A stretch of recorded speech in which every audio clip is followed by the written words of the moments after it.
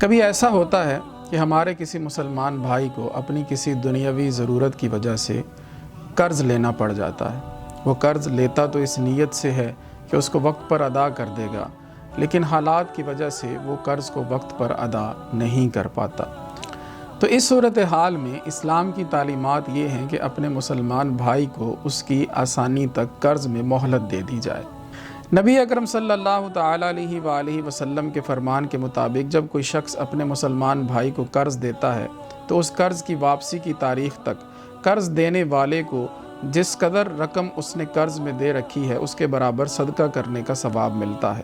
اور اگر قرض ادا کرنے والا قرض کی ادائیگی میں تاخیر کر دے اور وقت مقرر پر اس کو ادا نہ کر سکے تو قرض دینے والے کو جس قدر رقم اس نے قرض دے رکھی ہے اس سے دوگنا اس کو صدقہ کرنے کا ثواب ملتا ہے۔ نبی مکرم صلی اللہ تعالیٰ علیہ وآلہ وسلم کے فرامین کے حوالے سے جو شخص اپنے مسلمان قرض دار بھائی کو قرض میں مہلت دے دیتا ہے اور اس کو آسانی تک گنجائش دے دیتا ہے تو اللہ جل مجدہ الکریم اس کو اپنے عرش کے سائے میں جگہ عطا فرماتا ہے۔ نبی اکرم صلی اللہ تعالیٰ علیہ وآلہ وسلم نے ارشاد فرمایا کہ جو شخص یہ چاہتا ہے کہ اسے قیامت کے دن کی تکالیف سے نجات دی جائے تو اسے چاہیے کہ اپنے مسلمان بھائی کو قرض میں مہلت دے دے یا اس کو معاف کر دے۔ قرض کو معاف کر دینا یا قرض میں مہلت دے دینا ایک بہت بڑی نیکی ہے۔ بخاری و مسلم شریف کی حدیث ہے، نبی مکرم صلی اللہ تعالیٰ علیہ وآلہ وسلم ارشاد فرماتے ہیں کہ پچھلی امتوں میں سے ایک شخص کے پاس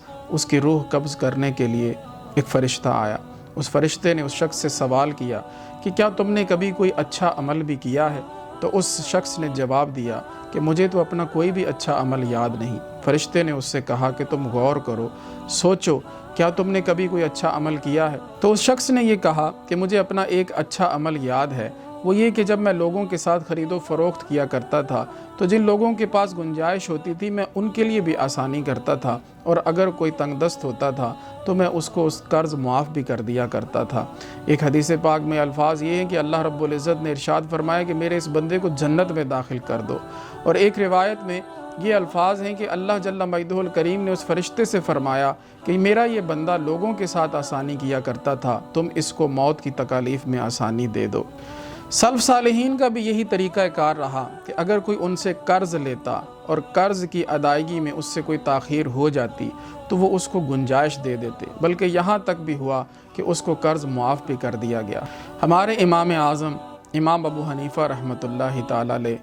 آپ راستے پر چل رہے ہیں تو آپ نے دیکھا کہ سامنے سے آنے والا ایک شخص ان کو دیکھ کر ان سے چھپ گیا ہے۔ تو جب آپ کو اس بات کا علم ہوا کہ اس شخص نے آپ کا قرضہ دینا ہے تو آپ اس کے پاس گئے اور جتنا قرض آپ نے اس سے لینا تھا اس کو معاف کر دیا، بلکہ یہاں تک آپ نے اس سے فرمایا کہ میری وجہ سے تمہارے دل میں کوئی خوف بیٹھ گیا ہو تو اللہ رب العزت کے لیے تم مجھے معاف کر دو۔ یہ ہمارے اسلاف کا طریقہ کار تھا۔ ہمیں بھی چاہیے کہ اگر ہم سے کوئی قرض لے یا ہم اپنے کسی مسلمان بھائی کو قرض دیں تو مشکل کے وقت میں اس کا یوں ساتھ دیں کہ اگر وہ قرض ادا نہیں کر پا رہا تو ہم اس کو قرض کی ادائیگی میں گنجائش تک آسانی دے دیں۔